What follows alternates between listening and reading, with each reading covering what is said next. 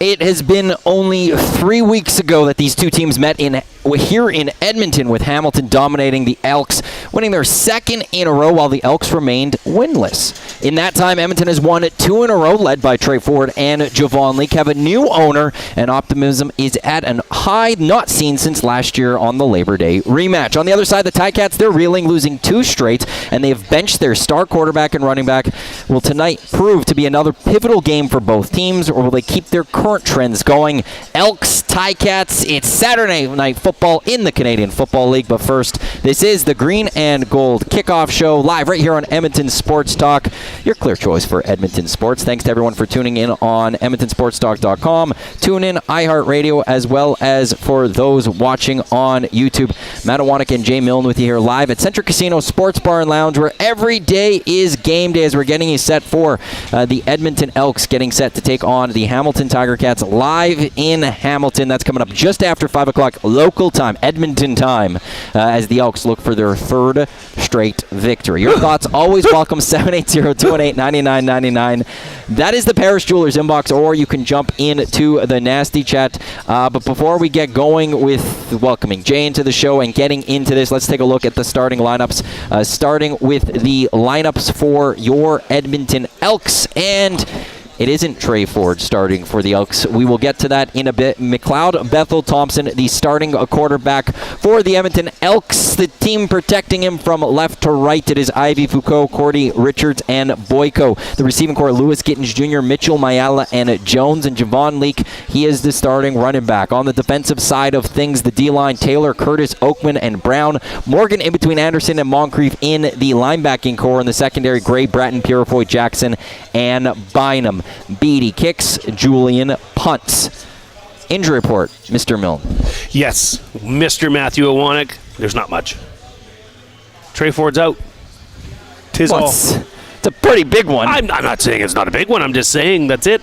Trey Ford's out. Macbeth is in. Actually, there is another one that's kind of, we're going to talk about it later in the show, right? Kevin Brown is a healthy scratch, folks. Kevin Brown is ready to play. He's ready to carry the mail. Justin Rankin is listed as the number 2 running back, not Kevin Brown. He gets put on the 1-game injured list, but he was practicing all week. He was ready to go. He was a full participant. He's ready to go. So, you know, I get the sense it's not something that he would, have angst about or anger. You know what I mean? It is what it is. How can you come in and say that you're going to replace either of those two after the, Javon Leake's averaging 7.9 yards per carry. And Justin Rankin has proven to be a pretty good 1-2 punch. So Kevin Brown is a healthy scratch. Now, for Trey Ford, 1-game injured list. Yes. So I actually, when I first came in here, I looked over everything and I said, that must have made you feel good. I mean, they can always add another game to it. Yeah, you could keep throwing him on the 1 game. We're going to find out. What was his... this week, he didn't... I'm looking at the wrong team. He was limited on Wednesday. He was limited on Thursday. They had a short practice week for the Edmonton Elks. So he was out there for a little bit, but he wasn't a full participant on a single day. But the fact that he was practicing, it's in your spine. Get it out.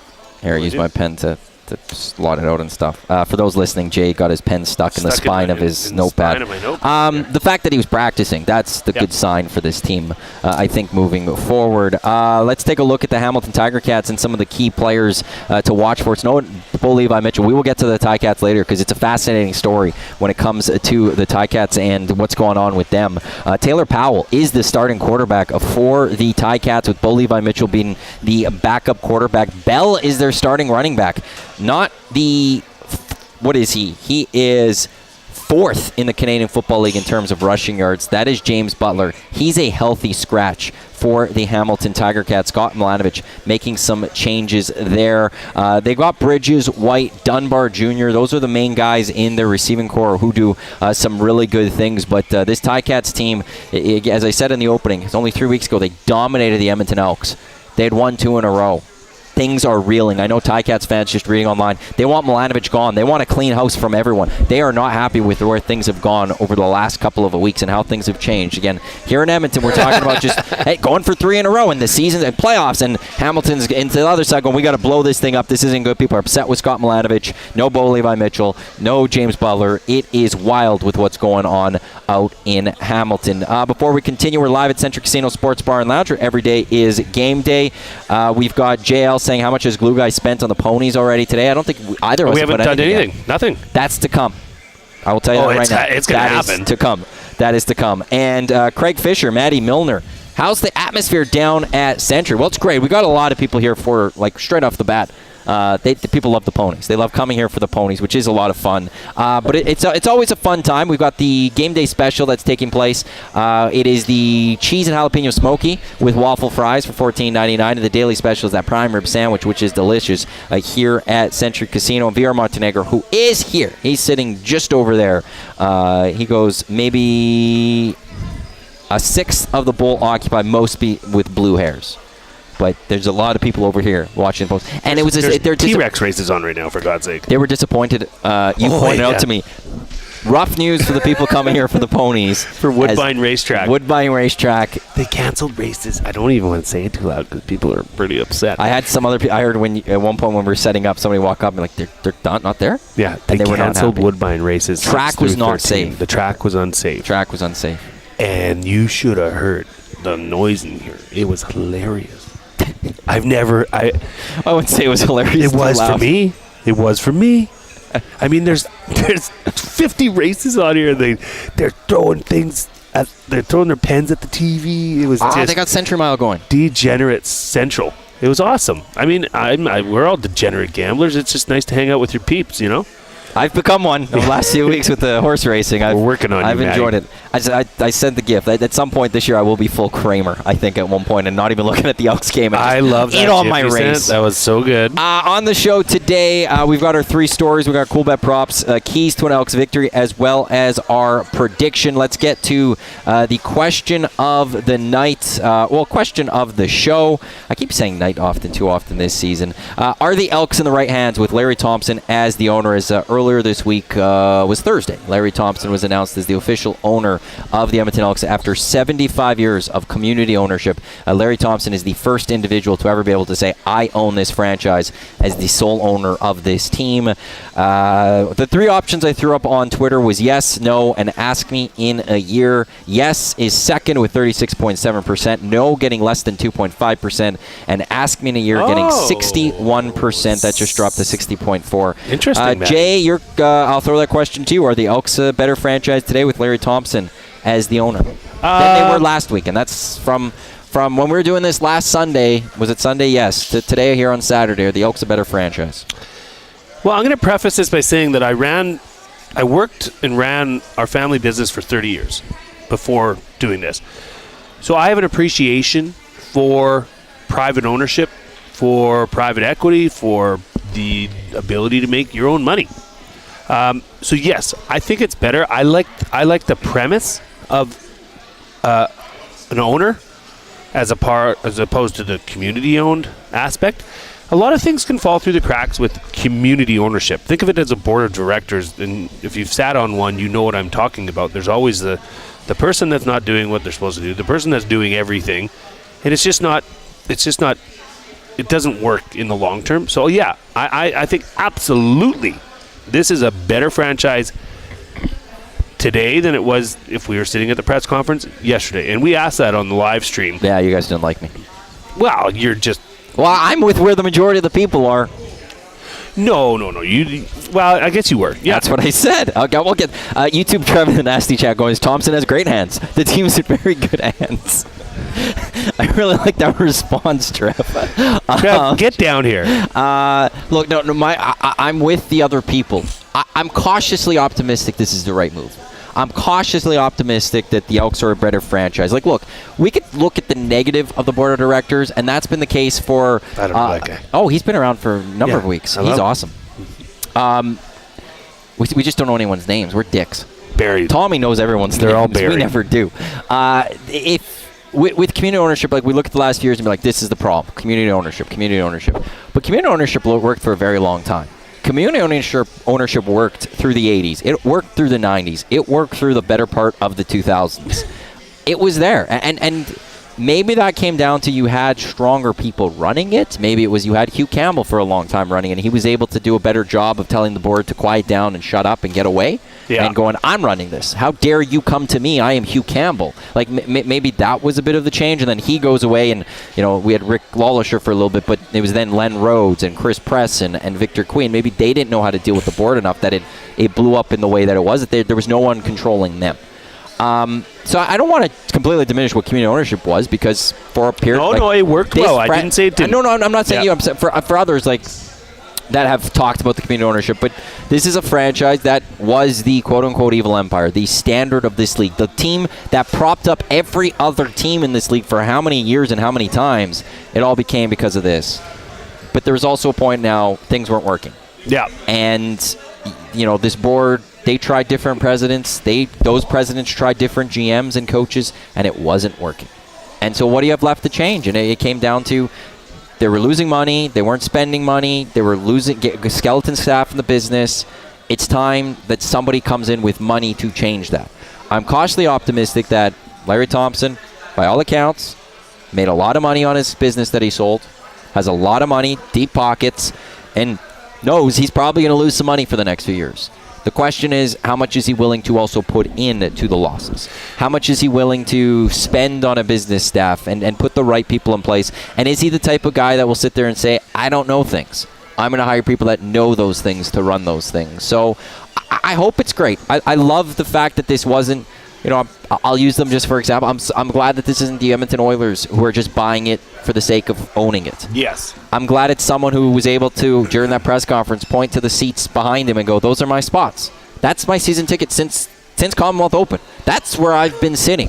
That was crazy. Right? But that's where I am. Yeah. I'm there watching these games. The fact that Dusty was talking to his chief of staff or whatever it was, and the guy said to Dusty that after every CFL weekend, the two of them talk, and before they get to business or anything else, they talk about all the games, not just the Edmonton games. Yeah. All the games in the Canadian Football League, and they talk about everything that happened. I love that, but in the end, you'd never, owning business is one thing. Owning a sports franchise is different. Yeah, but you have to treat it like a business, because it is a business. And at the end of the day, you want to make money. It's hard to say because this is an acquisition. So you can't really follow the rules of a new business. But new businesses, when they start, you're not expected to make any money for the first couple of years. So I would imagine Larry Thompson in his interview after said he's got 30 other businesses to sell still. This guy is a mover and a shaker. So he knows what he's getting into. He knows that this is a dud of an organization. Let's call it what it is. At the moment, business-wise, 100%. Yeah, and he wants to put butts in seats. Mm-hmm. And he was very focused. He said several times. He said it during the presser. He said it in the Joey Moss room with us. That, remember, this is the business of entertainment. We need to entertain. So that was awesome to hear. And the Double E. That was probably my biggest takeaway from everything that happened down at Commonwealth. The Double E, it's here to stay. What that entails, Matt, you posted it. You can talk about Rashog's interview with him. Well, we got what Steve Sandor from the Canadian Press asked the question. Are you committed to the Elks name? That's the question. I believe that's how it was paraphrased, but that's kind of the wording of it. And his answer was, I'm not here to talk about that today. We're here to talk about other stuff. And the emphasis on the Double E. And then the commissioner came up and he said the same thing. We're here to talk about the emphasis on the Double E. The alumni love the Double E. But then Rashog had a one-on-one after.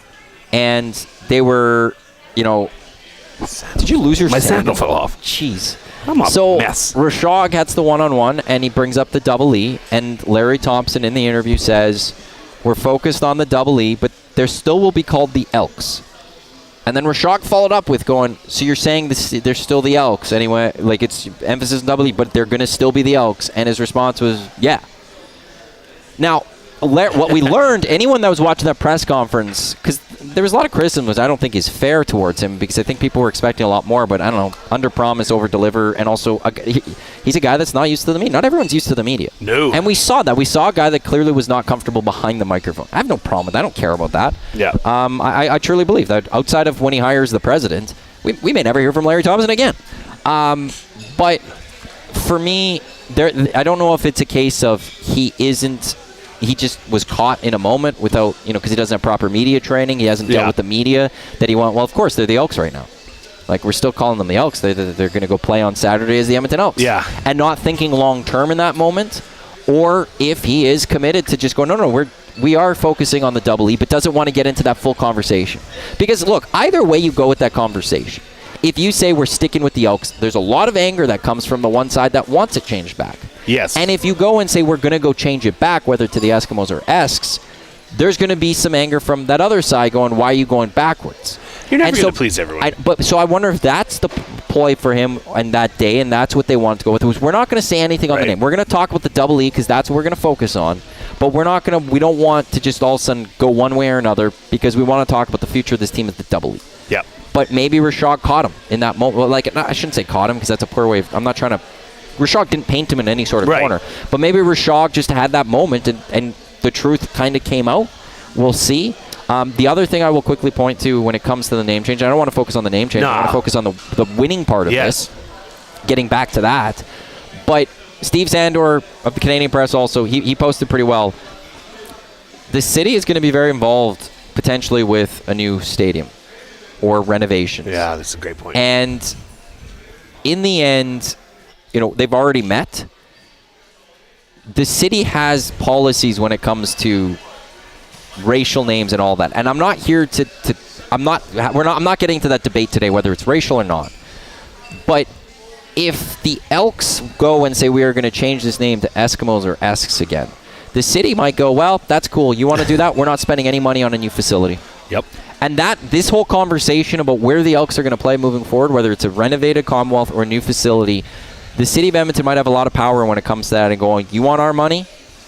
Well, we'll give you our money, but there's going to be these stipulations and type things. So we'll have to pay attention to that moving forward. I sent out a tweet last week when this all was hot. Yeah. And I asked, it was speculative. Okay, what if he changed the names? What's the appetite for that? What's the appetite for the fans to go through another name change is number 2. And my third question was, okay, let's say you go back to the Eskimos. Mm-hmm. Well, like you just said, to get a Grey Cup bid, you need a lot of civic support, provincial support, federal support, and CFL support. I think if you do that, they're gone. I would say I could see 2 of those being gone. And CFL. I think the CFL will be okay with it. I think Civic and federal. At this moment, Feds. Yeah. At this moment, Feds. Yeah. That may change in 18 months or so. It will, but, still we'll wait and see. Vote. We'll Everybody wait and see. Vote. But it's Civic, and honestly, though, Civic, that's next fall. Right. And there's a lot of anger right now towards the policies, the civics and all that. How are you? So, we will see, but that plays into all this. Here's the reason I don't think that I take out the CFL is that Dave Naylor said he doesn't believe the CFL would stand in the way. He said that this week.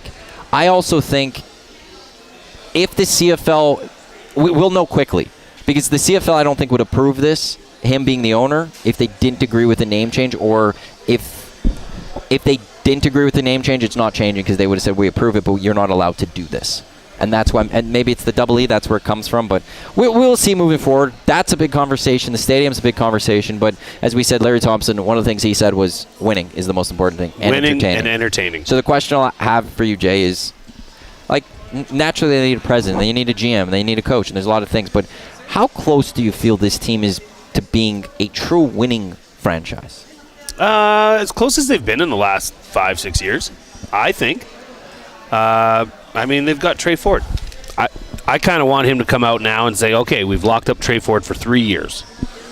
That would be something fans would care about. Forget the name, because that's going to happen however it happens, and it doesn't impact winning or losing. No, it doesn't. Don't give me this curse. No, this has nothing to do with that. But I think they're better. I like the sense of private ownership. I do. I want the big hire here is not Larry Thompson or fined. It's that president. The president of the club will steer this club into the winning ways and the old double E way, or just keep failing. And I mean, I've heard Ed Hervey's name floated around. Yeah. I mean, I know he's generally a general manager, but maybe this is the next step in his career. Because, I mean, you're the president of football ops. You're above the GM. Or you do both. Yeah, you could. You actually. Like if you take the hockey way of it, Peter Chiarelli and then Ken Holland were president of hockey operations, as well as. Oh, thank you. You're just getting water delivered to us here. The staff here. I mean, they're just the best. They take amazing. They're always taking care of us, and they'll take care of you if you come down to Century Casino Sports Bar Lounge. Bringing us stuff. Where was I there? I usually don't lose my train of thought like that. We were talking about the Ed Hervey and hockey. Oh, Ed Poho. So, like, you had Ken Holland, you had Peter Chiarelli. They're both president of hockey ops and GMs. Now, Sam Bowman is the GM, though, and Jeff Jackson's got that higher title of a CEO or something. So, how are they going to go about this? We'll see. I mean, I don't think Ed Hervey would come as just the president of football ops. I think it would be Pofo and GM as well with it. Pofo. But I will throw this. I do love Ed Hervey. Ed was great with Edmonton. He didn't exactly do a lot with the BC Lions. And he's right now the general manager of this Hamilton Tiger Cats team. He might be pushed out of order there. But now beyond that, are we just focused too much on 14-15? Or is this guy the right guy actually for the job? I think that is a fair question to ask, because the track record since he left Edmonton hasn't been there. It hasn't been good.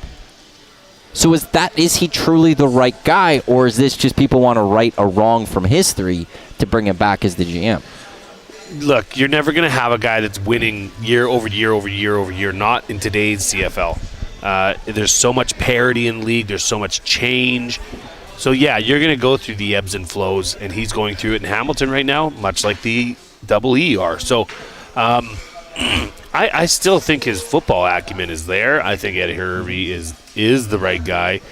And there's something to be... He lives in Edmonton, man.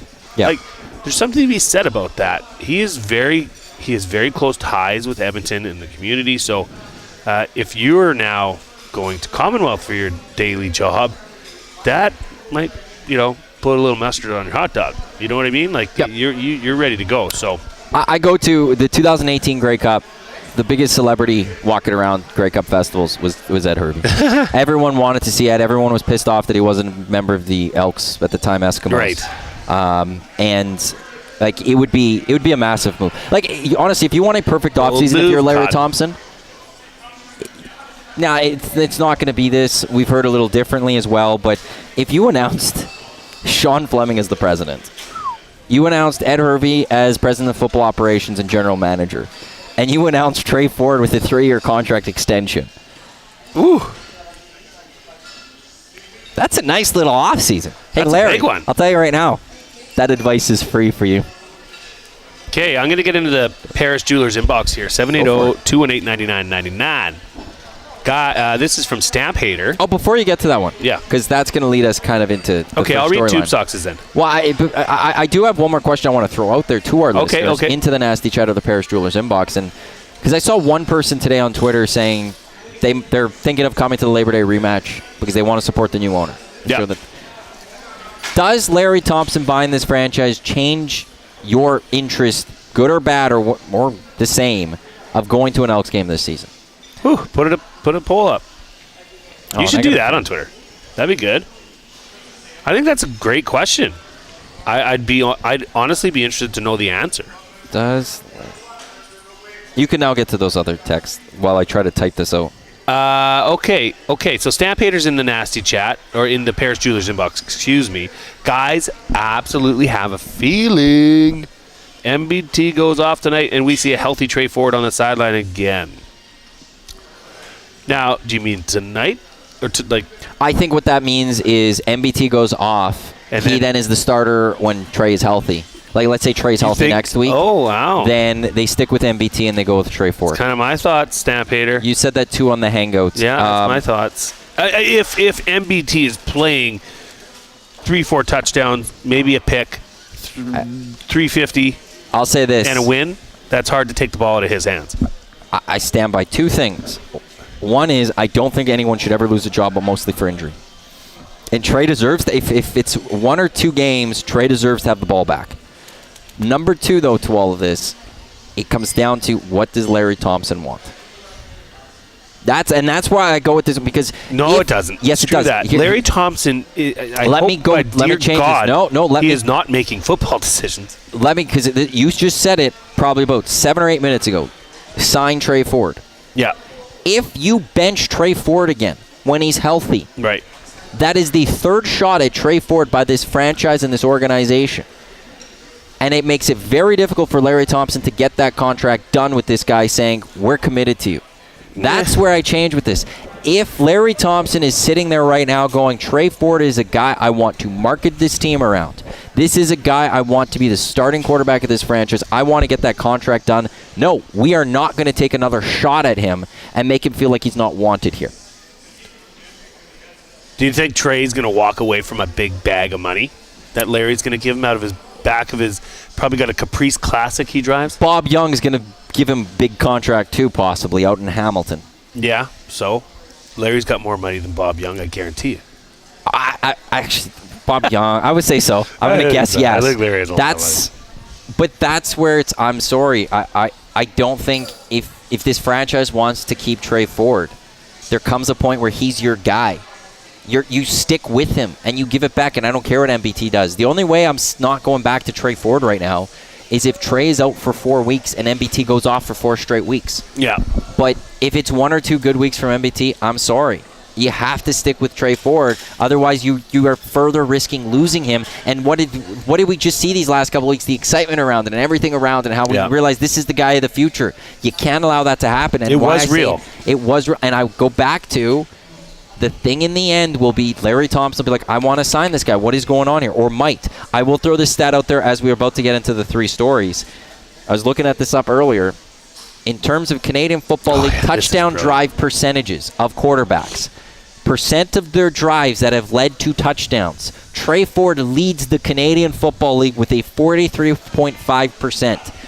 Almost 44% of the drives Trey Ford has gone out there on have led to touchdowns. Next closest is 29%. And that's pretty good. And MBT, 16.5%. Well, hopefully he changes that tonight. I need, for fantasy purposes, MBT to go off tonight. I really do. Hey, I need the 353 touchdowns. But you can't allow that to go, we're going to go back to him. Because ultimately, Trey Ford did lead you to 1 win. He half led you to a win last week. MBT, I'm going to give half credit to. And when he came in against Hamilton, he got people excited. You can't go against that guy once again. Tube Talks in the PJ inbox. Keep the Elks name. Move away from the Antlers / Elks logo. Pfft, what does he know about logos? Tube sucks. Put Edmonton on the front of the jersey instead of Elks. I don't mind that at all. And an interesting one here. Dave Cohen in the Nasty Chat. Do you guys know if fans of Cleveland baseball or Washington football are whining as much about their name changes as Edmonton fans about the name change here? I have an answer to that. I'm a closer. I'm a Washington guy. That's my team. Yes. That one. Yes. That one. That hurt them. No, that one's a big one. They're still talking about. Yeah. There are some people that want to go back to the old name. There are some people that just hate Commanders and want to go to something different. Just they should have just never deviated from Washington football team. Just like it should have been the Edmonton Football Club. I stand by that one. That was a banger. Washington Football Team, Edmonton Football Club. I don't think we're having this conversation for either of the two teams. Sounds like the capital of the U.S. That would be their team. I don't think it's happening with the Guardians. I don't think there's a big battle for the Guardians. They have people supporting them. There are people coming up. I don't think there's a big buzz out in Cleveland of bring back the Indians. Right. Washington, yes. Edmonton, yes. I will say that. And I mean, that's the way it goes. Yeah. I don't want to get into it because it's so polarizing. Nice haircut, glue guy. Thanks, Joel. I see you. The wrench is in here. Tommy the wrench. Let's see here. Okay, I put up a poll. I'll put up a bigger one on Twitter later. With Larry Thompson buying the team, how likely are you to go to a game this season? More likely, less likely, the same? I'm going to say That's the up on same because YouTube. we don't go to games. We're gonna get. We'll get to our 3 stories right away here. Let's do it. Nasty chat. Tommy, hello, fella, as well. Enjoy your week in Calgary. VR. Everyone wants Trey. Give us Trey. It's true. And that's where, if this was still the board, yeah, I could see them going MBT. But the fact that there's a singular owner, and one thing he said was entertainment. Yes. That to me changes this, and that may be his first real test as an owner already. Yeah, let's get to this game now. We had to spend quite a bit of time on Larry Thompson because it was big news. It was a historic day for the city of Edmonton. For the city of Edmonton, the sports community, again, 75 years of the Edmonton Elks, first time private ownership. Elks getting set to take on the Ticats. You can watch that on TSN coming up. I don't know who's on the call. I'm assuming Rod Smith and Dwayne Ford. Probably. I'm guessing. But we'll find out. That's coming up just after 5 o'clock. Matt Iwanyk, Jay Milne with you live at Century Casino Sports Bar Lounge, where every day is game day. Come on down, watch the game with us. Got a pair of tickets to the Labor Day rematch that we will give away today as fancy. well. But let's get to our 3 stories of the game. First story, it is no Trey Ford. MBT does get the start last week in relief as QB2. MBT looked good. Yep. He came in, he did the job, 14 of 18, 171 yards, threw a touchdown. He also threw an interception. I have 2 questions that I will throw out there, Jay, that we can discuss here. Firstly, what do you think the level of confidence is of MBT taking this offense after what we saw last week from him? And how much do you think this impacts what we see from the offense? Because we saw a much more open offense over, the last quarter against Hamilton, the game against Saskatchewan, the first little part of the game last week against the BC Lions. But we also still saw the running game work last week when MBT came in. Where's your confidence with MBT running this offense? And also, how much different of an offense do you think we'll see today? I don't know, Matt. I was scared you were going to bring this up because it's such a good point. If the Double E go back to the ways they were when MBT was playing, and they run it 10, 12, 14 times, they're not going to stand a chance. They've been running the ball over 20 carries per game for the last 2 games, and I think it's worked out pretty well for them, actually. The other thing, too, is this is on Jarius Jackson tonight. Jarius Jackson obviously has a different playbook for Trey than he does for MBT, but he has to include the run game in MBT's play. MBT's 19, almost 2,000 yards this season, 10 tutties. Like, he's not playing that bad. So, and this is also the other one. He did say at his press conference when Trey Ford came in as a starter that he'd been battling a little bit of an injury. Yep. He also mentioned that he's had some off-the-field issues. So now I think we're far enough from that. Hopefully his off-the-field issues are okay. But the injury, because we saw him throwing the ball well last week when he came in relief of Trey Ford. So I guess I'm optimistic, unlike you, but I have to be You're always glass half empty. Look at your glass. It's actually Mine's fully half empty full right now. But I am cautiously optimistic of what form of MBT we get tonight. I'm optimistic, actually, because of the fact that they still had the run game going last week. Like, the fact that we didn't get to a point in the game where when MBT came in, like, it was like, well, are they going to be able to run the ball at all? Are they going to be able to do anything with Javon Leake and Rankin? And they were able to still get production and actually did really well, especially in the 4th quarter last week. That, to me, is the reason I sit there and go, I'm hopeful, because it was really weird that throughout the first part of the season while MBT was the starter, they couldn't get anything going running back wise, and then when they brought in Trey Ford, they were able to run the football, and you think, well, that's the Trey Ford effect, and I do believe there is a large part of that being a Trey Ford effect, but the fact that MBT came in and they were still able to get some running done, maybe it's because, hey, Tube Socks is here, maybe it was because there was maybe Javon Leake is just a different type of running back that opens things up. Like that, the way he runs, it works with this offensive line. Maybe because of his speed that he can go to the outside. Yeah. And maybe KB can't go to the outside as much. He's a guy that is going to run a little bit more up the middle. He'll make it once he makes a guy miss. He could be off for 30. But maybe it's Javon Leake could just get to that outside, and the O-line, it's not as worrisome for them opening up the holes. For him, the style of running back that Javon Leake is it works with the style of offensive line that this Elks have, or the quality of this offensive line that they have. That I think that if you have a sustained running attack, it does help things out for MBT. And like, who would have guessed that running would be a key to this season? Who was saying that at all? I don't know if anyone was saying that all season. I can't put my finger on it, but I don't think anyone at all this season was saying, they need to run the football, run the football. Run the damn ball! So maybe the fact that it's Javon Leake helps open up MBT to be the MBT we saw at the first part of the season. I'd like to see the running game consistent. It works. Doesn't matter if it's Trey Ford handing the ball off or not. I get that the Trey Ford effect is there, but Javon Leake, man, he's been a very pleasant surprise the way he can navigate and get through those holes. He is a slicer, and he can cut back across the grain to open up a lot of different lanes. So I really hope they get that running game going. If they get the running game going, if Javon Leake rushes for over 100 yards, they win tonight. Vamp Fashions in the nasty chat. Unless you can go 38 of 41, passes up to 12 yards, it is pretty easy to play defense against the QB that moves about 10 feet.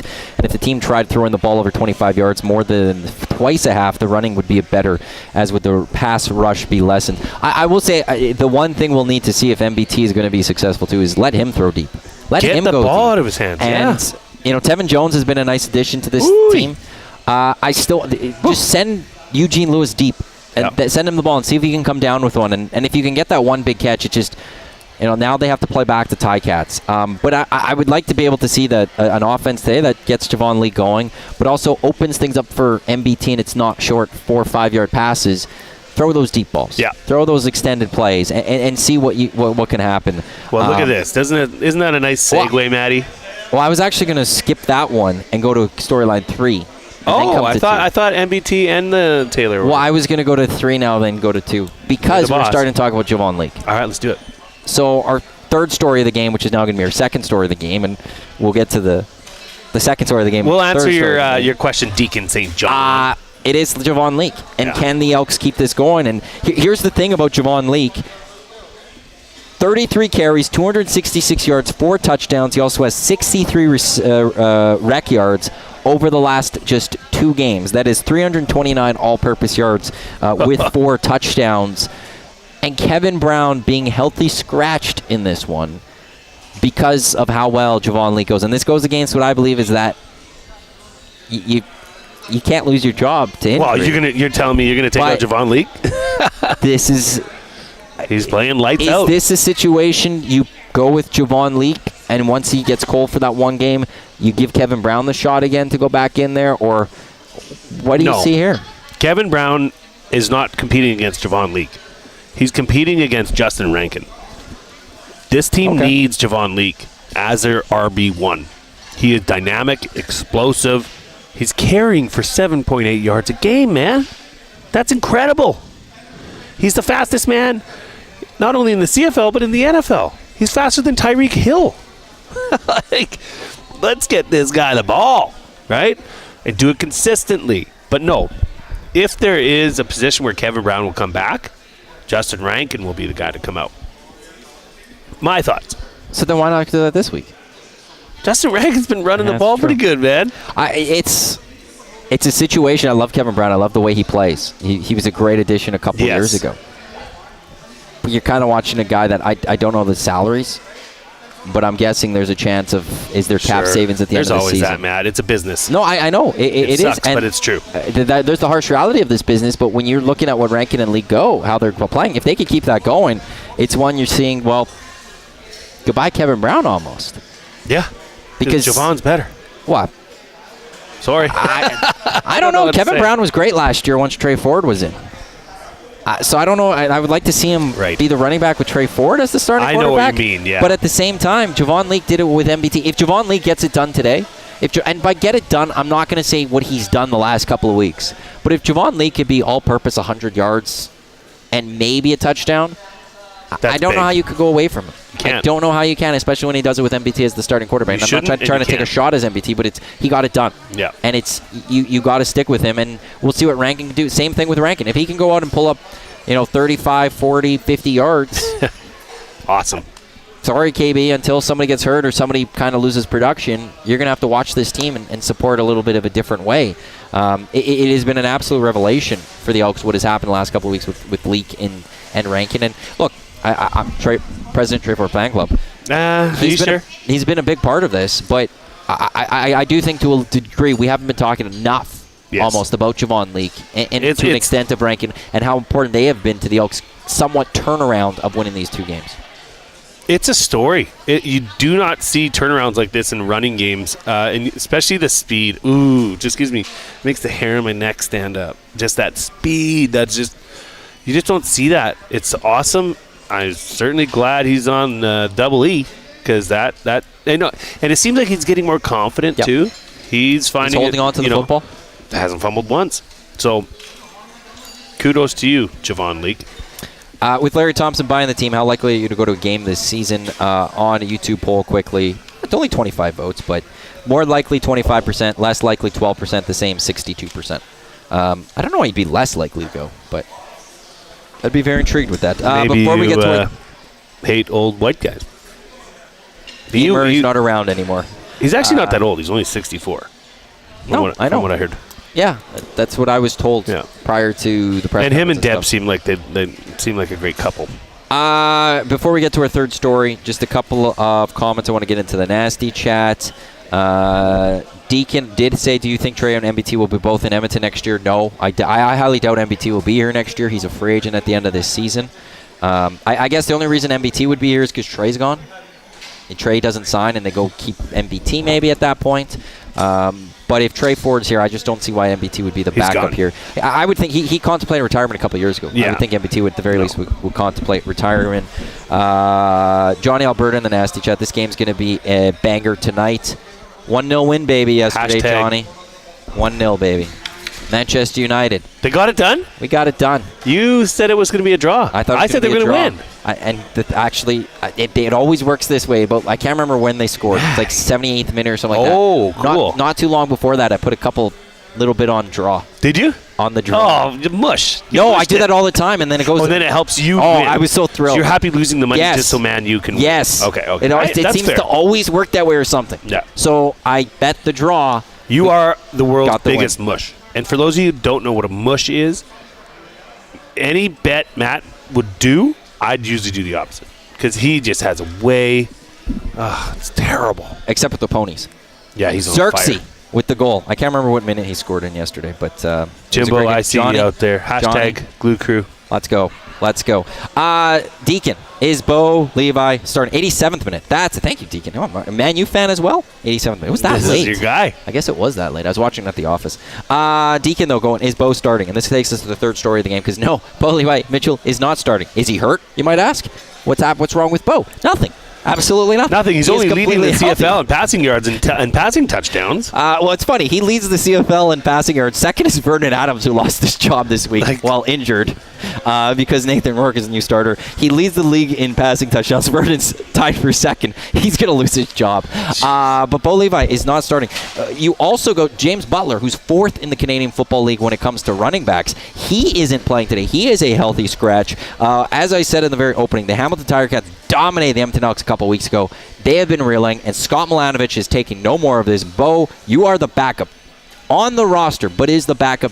James Butler, full healthy scratch, not even registered. How things have changed. The Hamilton Ticats going with Taylor Powell, who I think they probably should have started the season with. As good as Bo has been, he was a younger quarterback. I think it was the same type of situation as Edmonton. I would have went with him and seen what type of quarterback you have. They instead stick with Bo Levi Mitchell. He does good. The team, though, doesn't get results. And now we're in this situation where this Ticats team, they are reeling from 3 weeks ago, and the Elks are going the other way. But what are we going to see from Taylor Powell? This is going to be fascinating to watch. And they both stink. They both have 2-7 records. But it's funny how even at 2-7, one team can be going this way and one team's clearly going that way. I don't know. I'm really excited to see Taylor Powell play. He is from Eastern Michigan, I believe. former. Is that where Dan Bass went? Or did Dan Bass go to Michigan State? I forget. Anyways, it doesn't really make any difference. Michigan State. Michigan State. Okay. I haven't seen him play. I mean, I saw him last week, and if he can play like that every game, he's not going to be in the CFL long because he came in off the bench and threw 319 yards. They fell short, but he put on a performance. But that being said, now double of film on him. So see how this all works out. How much do you think last game, because it wasn't that long ago, plays into today's game? Is there a lot of film that could be watched from that game? Is there? Oh, yeah. Yeah. Oh, yeah. So then does that give the Ticats a little bit of an edge going into this one? Well, I'll tell you this. Let me tell you a story. Reed, have you heard of Reed Wilkins? The Reed Wilkins Show with Jay Milne coming to Edmonton Sports Talk. This is September, in just a couple of weeks, from 3 to 6. This week goes 6 to 6. Stay tuned this week for a big announcement for what's happening. Huge announcement. Reed was in the office the other day, and he was saying how when Michael Riley was playing here, he would come up to the line and do this thing like this, like adjust his shoulder pads, and then he'd pull up his arm sleeve. Like every time he adjusted his arm sleeve, that was a pass, right? You can get tendencies on quarterbacks, especially younger quarterbacks. So yes, you can do a lot of film stuff. It's amazing what you can do in a film room for football. You can look at how many fingers the offensive tackle has down, or if they have any at all. You know, like you can get a real good breakdown. But Taylor Powell, we'll see. I'm really interested to see how he plays tonight.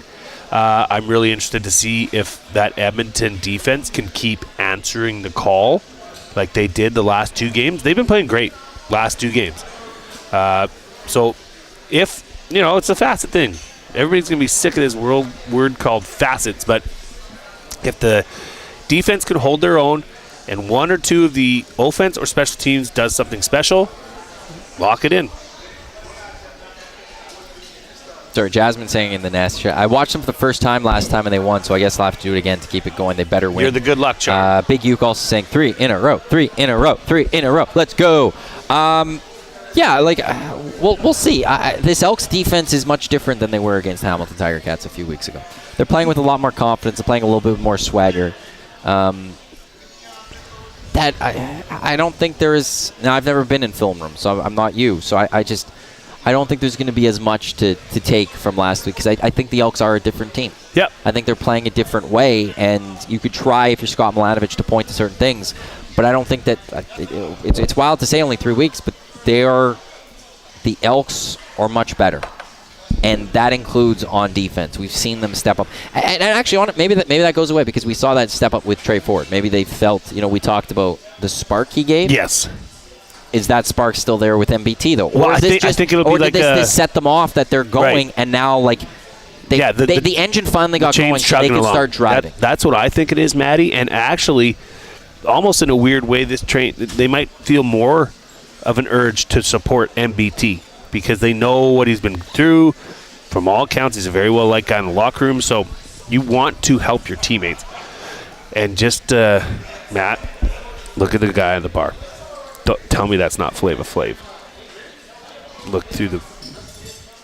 He's missing the clock. I know. Put a clock on him.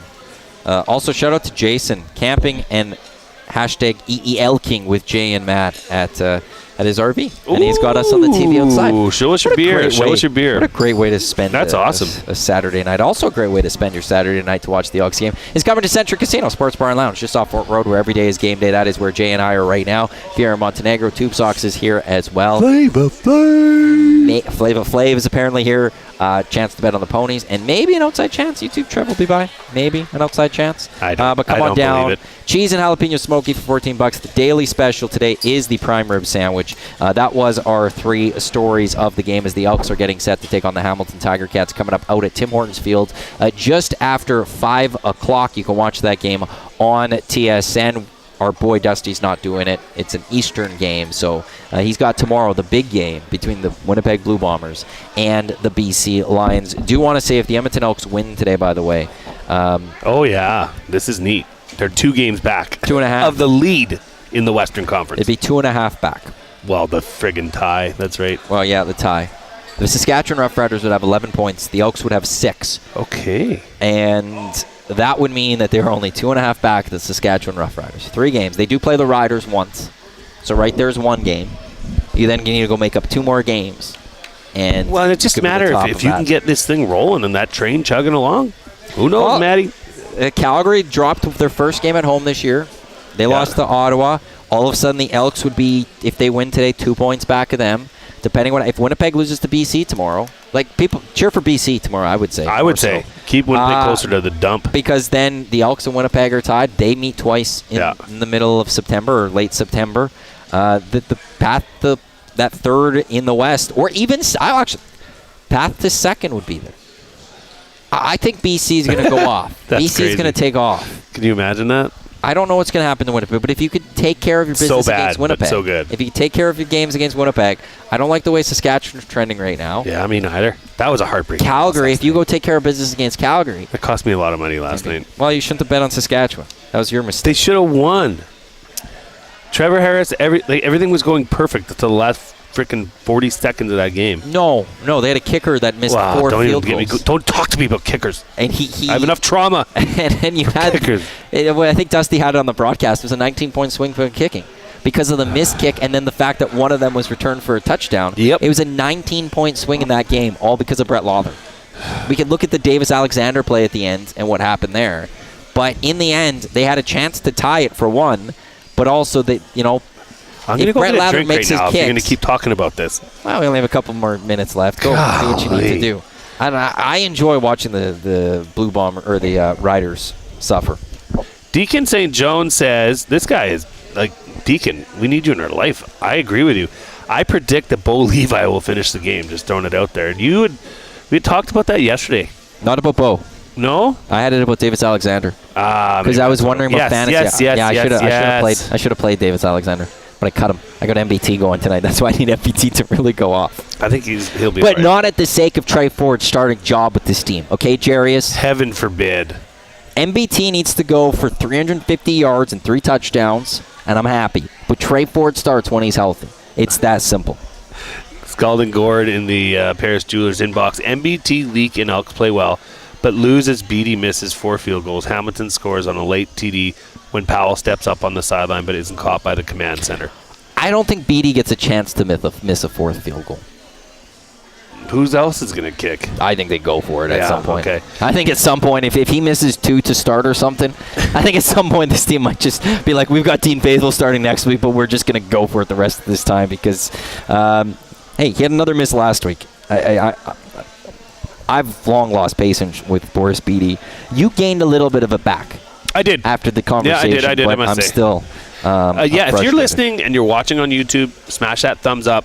It helps us. It helps EST get in front of other people's eyes. There's this thing I don't even know how to.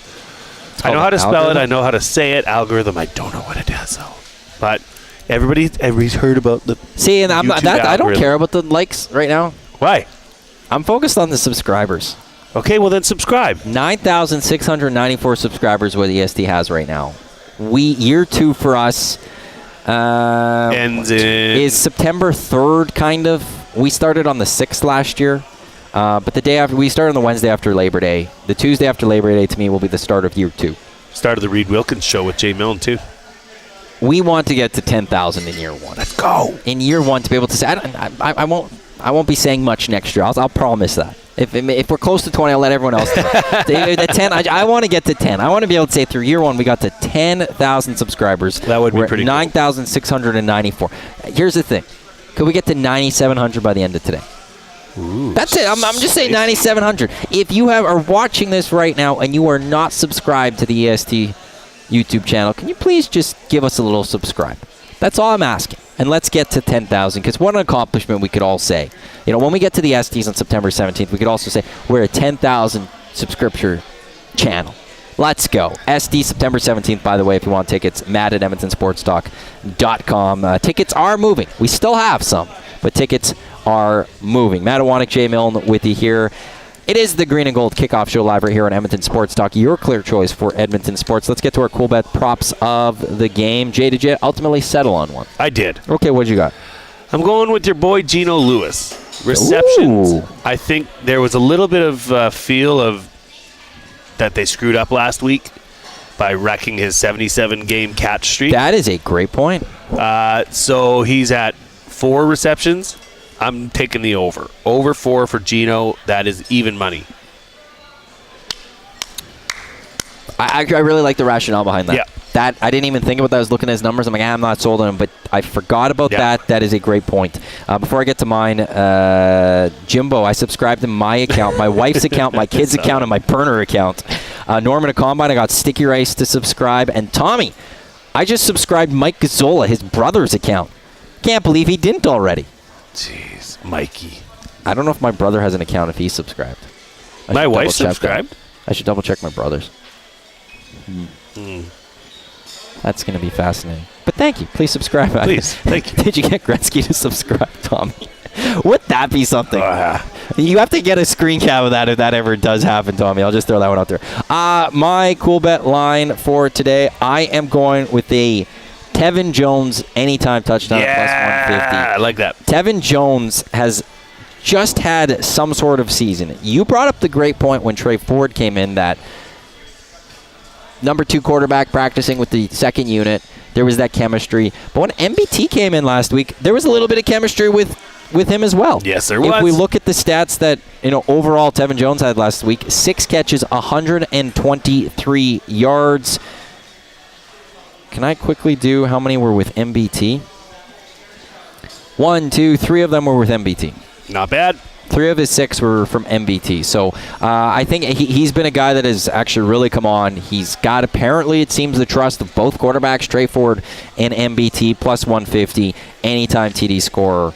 That's what I'm going with. Coolbet.com for those. Your key to an Edmonton Elks victory. Run the damn ball. I like that. Just do it. It's working pretty well. It keeps the defense off balance. It opens up the run-pass game. Run-pass option. Tevin Jones down the sideline. That doesn't happen if you don't have a strong run game. So I think if the offense can take care of their business and run the ball, good things are going to happen. I want a nice hot start.